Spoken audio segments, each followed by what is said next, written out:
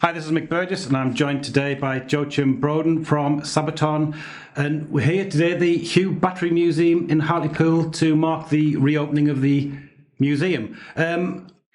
What were your first thoughts when you heard that the museum was struggling to stay open?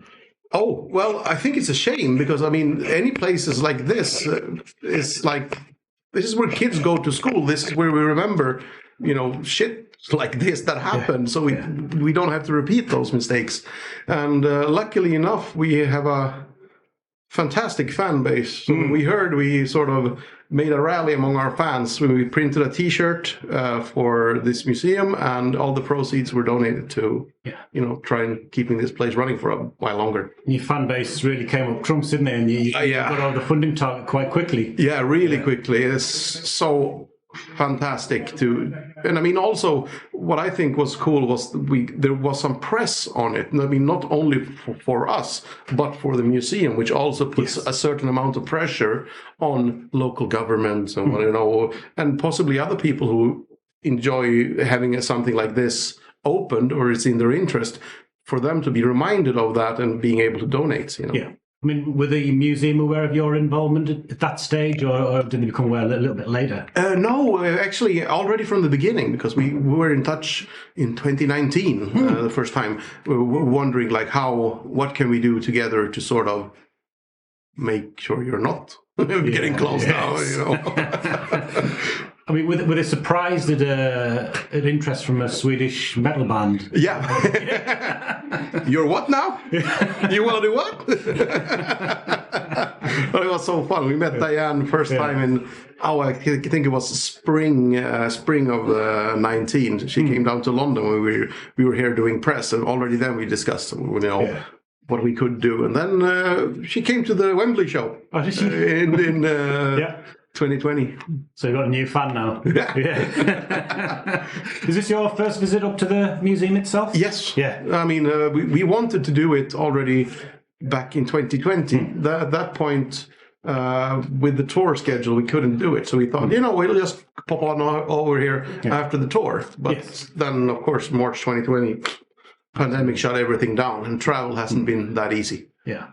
So we were over in the UK just for a couple of days, a flying visit. You'll be doing some press down at a couple of HMVs or something. Yeah. Tomorrow. I mean, what do you enjoy most about being over in the UK? A lot, but certainly not the weather. No. It's not warm enough, but it's not real winter either. Yeah. What's wrong with this? No, I like the people here. Obviously, very good sense of humor and sort of the vibe. I don't know. Only being able to walk down into a pub without it being, maybe it's because of the lack of the pandemic restrictions here as well, like we have in Scandinavia, like only being able to walk down to the pub, not wear a mask, ask for a pint, and it makes it easier, being here, we can communicate with people as opposed to, Hungary. I mean, nothing against Hungary, but I don't speak Hungarian, Yeah. Unfortunately, I don't speak Swedish, so it's just as well you speak English. We're by the seaside, so you'll be getting some fish chips and mushy peas for your lunch today? I was hoping for that, actually. They said, we have the best, but I think every port city or, everywhere close to the sea say they have the best fish and chips in Britain. I think I've had the best fish and chips in Britain about 10 times already, in 10 different places also. Because you're all huge history buffs. I mean, what was it that first attracted you to the subject of history? Was it through school, or was it watching the old war films with your dad, for example? Yeah, a bit of that, but it was a healthy interest. It didn't become an obsession until later. I think, actually, it's sort of grown with the band. At a point, I remember in the early days, writing lyrics was a necessary evil before we wrote about military history. Then we had the music for a song that became Prima Victoria, which is about D-Day. And we thought it had a big sound to it, and we shouldn't sing about drinking beer or, stuff, dragons or whatever. Yeah. So we decided to write a song about D-Day, and that sort of next thing led to another. And we thought maybe we should make a whole album about military history. And we had no plans of making a career move out of that or something. We just thought, hey, that's interesting for us as well. And we started along that path, and then we did another one. So we're talking 2005, 2006 now, and we just kept on doing it. And as we sort of did research for the songs, our interest in history grew with it. So people usually get it the wrong way around. They think that we were, huge history buffs back then, and we are now, yes, but we weren't then. We were because you've done the research and you've read around it a lot more. Yeah, the more we dig into it, the more passionate we become, almost. I was talking to Hans a little bit earlier, and he was showing us the picture of the band, and I think it was in one of the cemeteries at Verdun. I mean, you must have been to a fair few battlefield sites throughout Europe over the years. I mean, was Verdun one of the most striking ones for you in particular?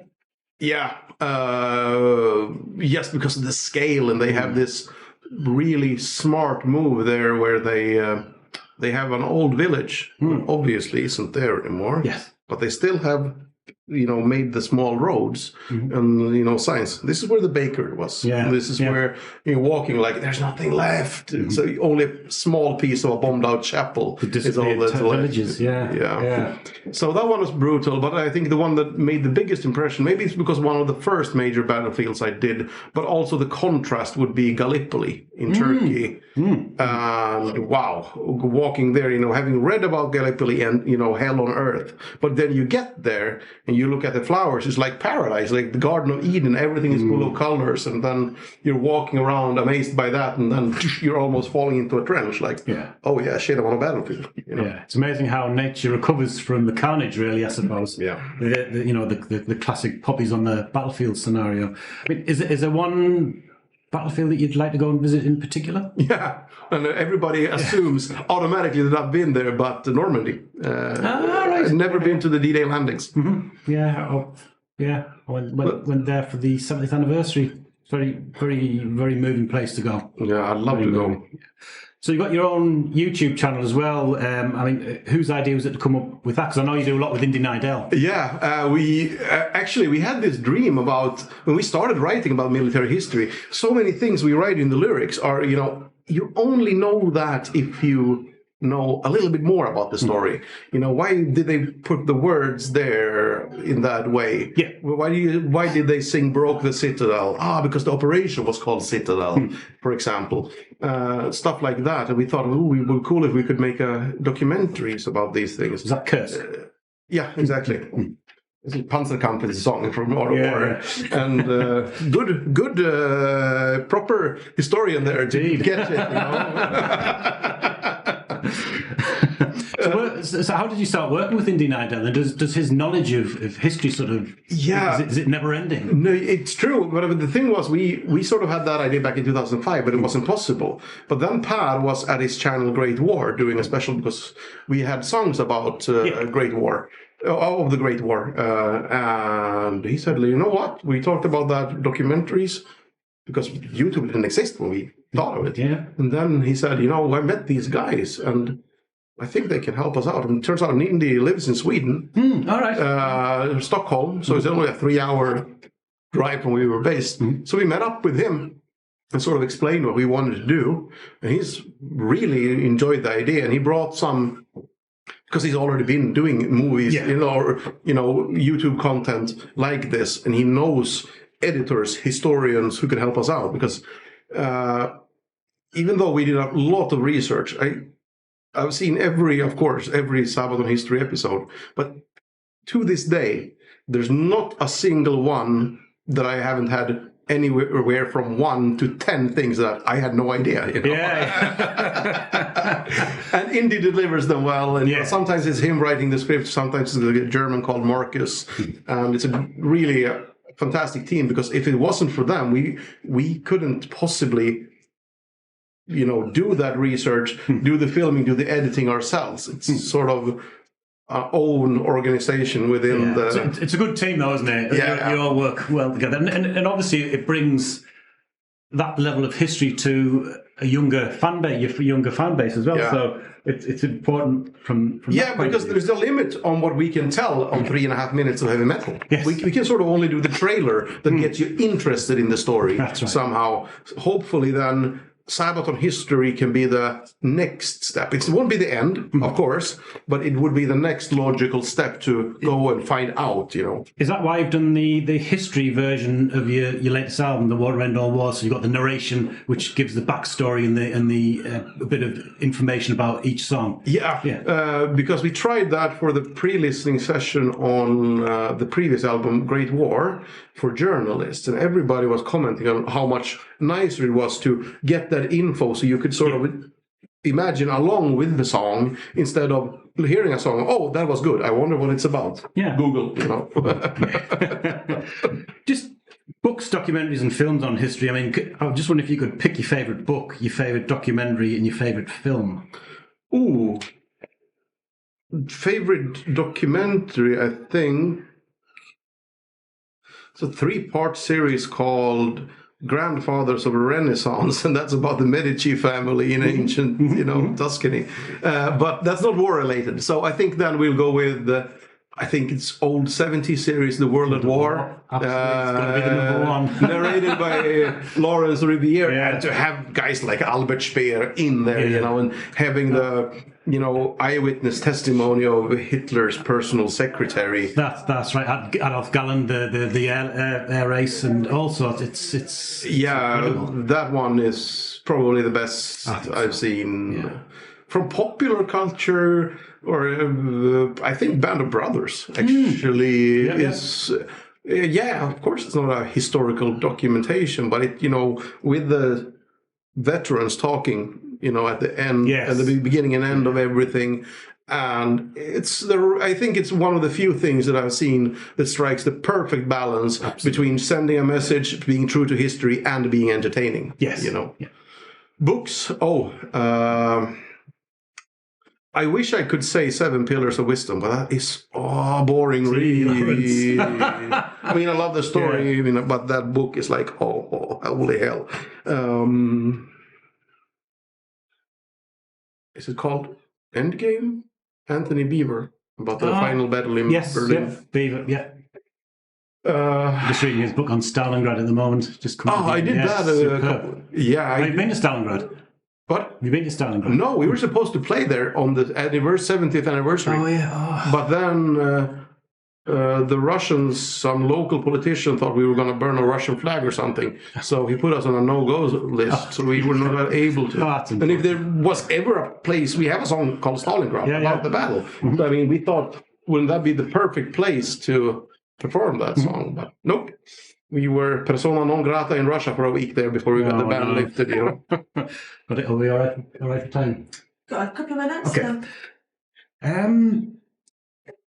Right. I'll go on to the album. I'll ask you quick, because I want to speak to Chris a little bit later as well, so we'll talk a bit more about the album with Chris. So, The War to End All Wars is out tomorrow. Yes. Your new album. I mean, you must be pretty excited ahead of its release. I am. It feels like finally, because we were like done with that a year ago.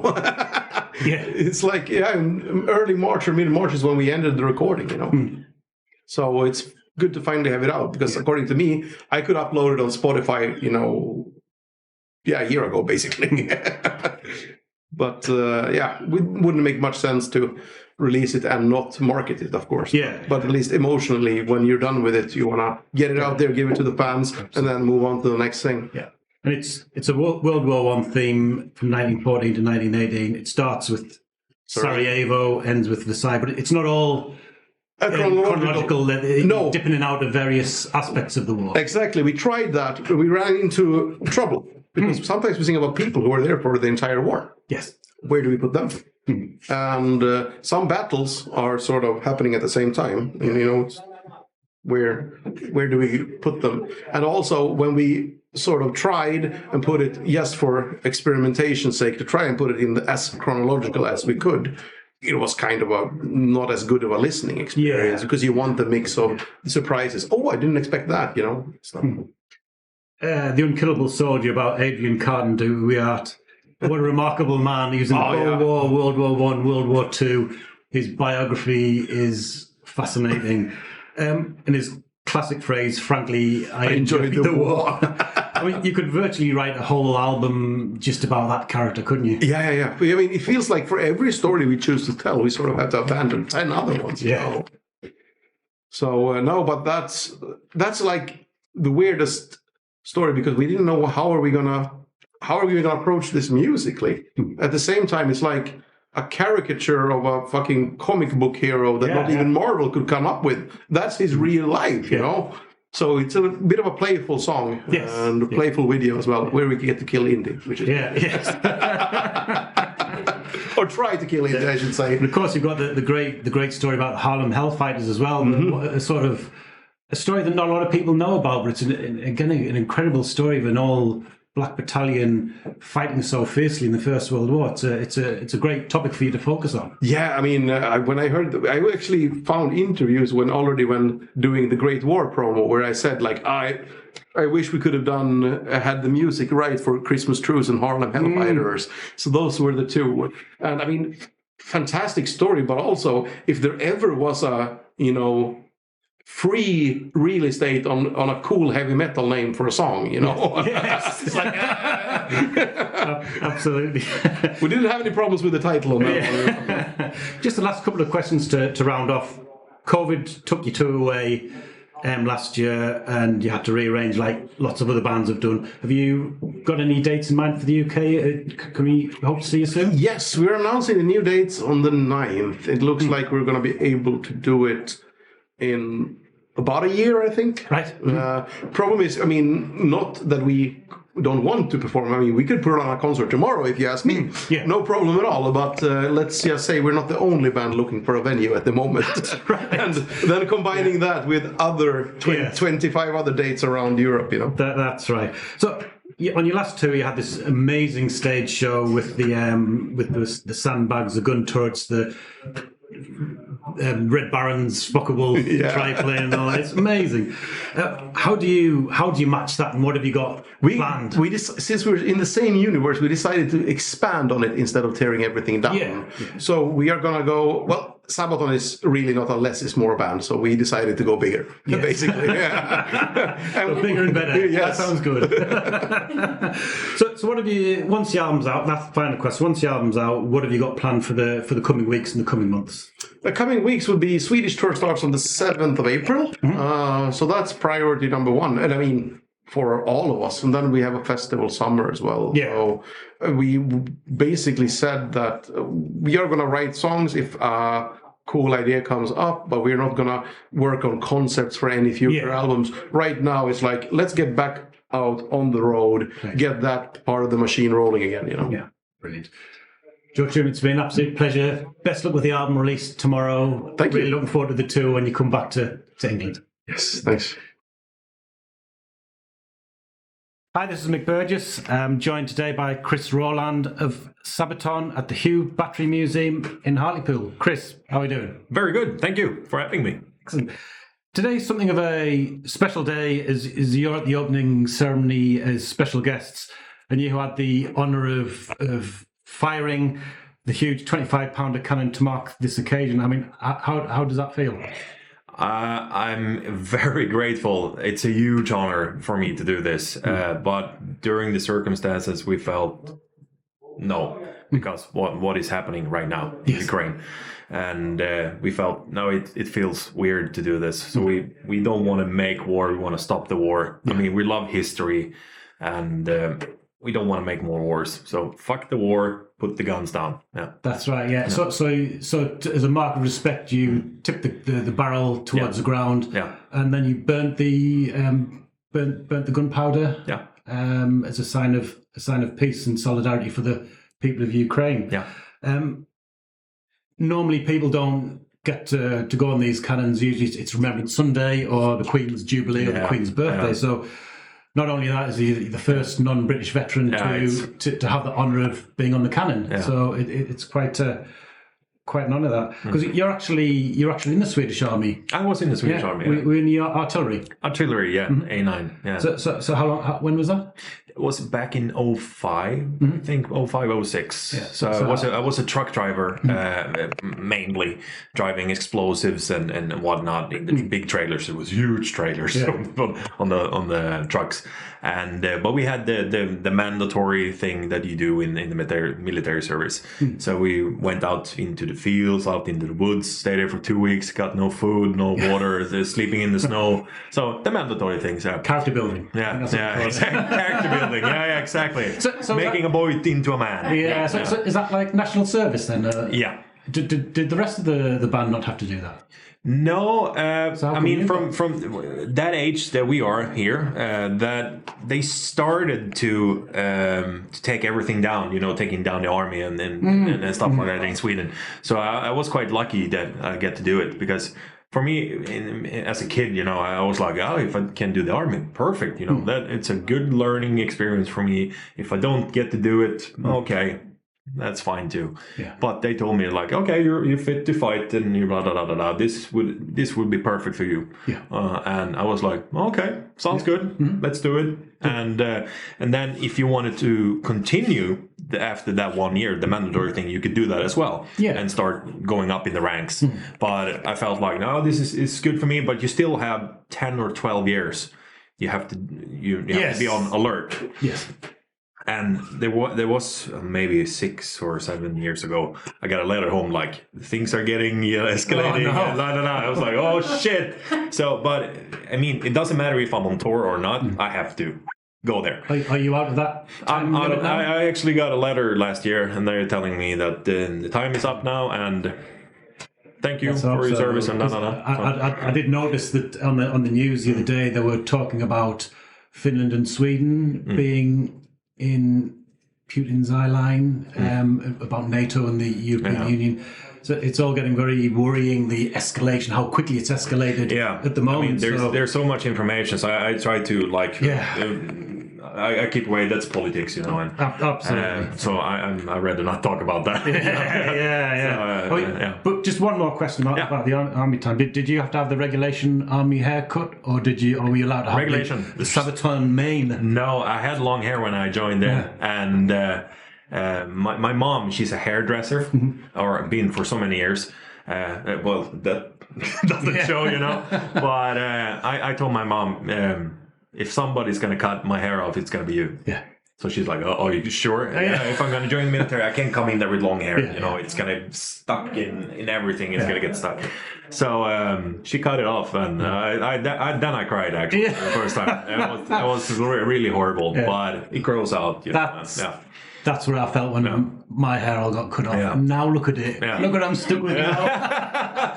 That's what this 20 years time. Yeah, absolutely. Make the most of it while you've got it. Exactly. But under more exciting things is that your new album, The War to End All Wars, is out tomorrow. So it's an exciting time for you. Absolutely. Day before the album's out. So how do you feel ahead of its release? Oh, a little bit, nervous. A little bit of butterflies. What are people going to think about it? But it's been done for so long now. It just feels weird in a way, Usually it takes we're going to the studio, and then it takes 2 to 3 months, and then it's out. It's been done for over a year now. Because of COVID, we were home, and we had a lot of time to write the album. And then we took our time to really focus and make it good. All the details are there on the album. And then the waiting. When do we release it? And for now we choose the date, and this is happening now. So it's unfortunate, very unfortunate. I'm extremely sad for what is happening. I mean, we're not pushing towards war. People been asking us like, oh, but are you singing about war? No, yes, in a way, but that's history, It's education. It's like if you go watch a Steven Spielberg movie, you're not angry because he made the movie. So we try to educate people, try not to forget what happened, and try not to do that again. And I like the way you've got the history version as well. So you've got the narration over the top, which sort of gives you the backstory and explains what's happening in the song. So is that sort of quite an important part of it for you to sort of give that historical context? Absolutely. I mean, that's why we started the History channel as well. And when Per told me, like, we're going to have a history edition of the album, I said, that's great, you know. Yeah. And first time I heard it was on the previous album, The Great War. And I put it on and my arm hair just went like, whoa. And the future of warfare. Listen to that intro when she's speaking. Woo. Who is the narrator? She's got a very imposing voice. Yeah, I can't remember her name now. Sorry, but she's from the UK. All right. And Per went on this website. I think that you can hire actors, voice actors, and stuff like that. And he wanted a voice that really captures you. Yes. So you really get into it. And she has a perfect voice for that. So I'm very happy about that. Yeah. I suppose Laurence Olivier is no longer available. So. Yeah. So this is your 10th album. I mean, is this the biggest and most ambitious one to date? Absolutely. Yeah. It really is. I mean, we went crazy on the guitars, the guitar parts, the vocal, the backing vocals, and everything like that. Songwriting, we went this way and this way and this way. We're really like, we have to push it now, you know, and try to make something unique and really stand out. And I think we successfully did that in our perspective anyway. But we will see what happens when fans hear it. They might, that sucks, you know. Well, you never know, you know. Well, but we had it on the car on the way up here from the label, sent us a copy, and we're. The fans won't be disappointed. Oh, okay. That's good. I'm glad. It's bigger and better, shall we say. Yeah. So do you all tend to chip in with sort of song ideas, or do you sort of bring in complete demos of ideas and build them up from there? Back in the day, before I joined the band, it was always Joakim who wrote the songs, and it's always been Joakim and Per writing the lyrics, because they're the history buffs of the band. I learned from the songs, actually. And I try to provide as much music as possible, because for me to get into that, you know, to write lyrics about historical events, I have to push myself like 10 years into the future to being able to just write a lyric about this, or else it would be just weird, you know. So I think it's better to leave that to Per and Joakim, because they are so good at it by now. And I just concentrate on trying to write good songs, you know. So your previous album, The Great War, obviously covered the First World War, and the war to end all wars builds on that, such a massive subject. So you start with Sarajevo, the opening shots, and close with Versailles, the peace treaty at the end. Yeah, exactly. But it's not done in chronological order in between, so you've got the start and the finish and everything, the stories that dip in and out during the album. Yeah. Is that because it's such a huge topic to cover? It's difficult to do that in chronological order. Sure, we could do it in chronological order, absolutely, but you know, it's hard, because we write music first. Music comes first. We want to be a heavy metal band, and then we have the stories on the side, and we try to be historical correct as possible. But when music always comes first, so we write whatever comes out of our weird minds, you know. And when we have those songs, Per goes into his Dropbox folder, and he's like, okay, this is the First World War, okay, this is this date, and we have to have Sarajevo, we have to have Versailles. Maybe this would work about the Hellfighters, you know. We have a perfect song here. That will fit perfectly with this theme, you know. And then we try to puzzle it together. Yes. I'm coming on to the Hellfighters in a moment, because there's certain elements that people will be aware of, say, you know, the Sarajevo and the shooting of Archduke Ferdinand, the peace treaty.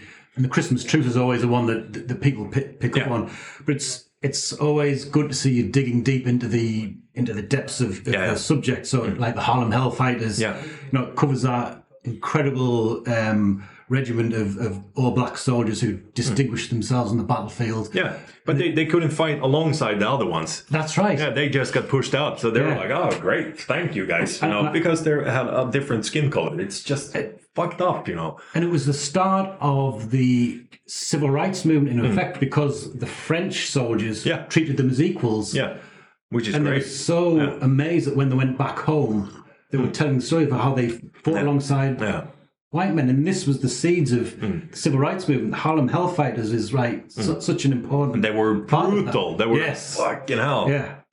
And they were one of they took some of the biggest casualties, but they fought possibly amongst the bravest of them all. So we really thought that they deserve a powerful song. You know? Absolutely. And another person that deserved a great song was Adrian Carden de Wiart, the Unkillable Soldiers.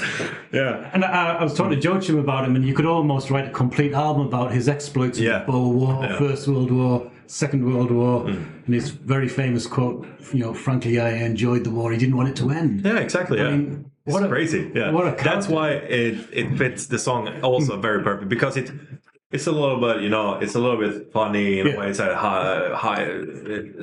you start smiling when you hear the song. You get into it. And that story, it's almost like a cartoon. If you tell somebody the story, it's like that didn't happen.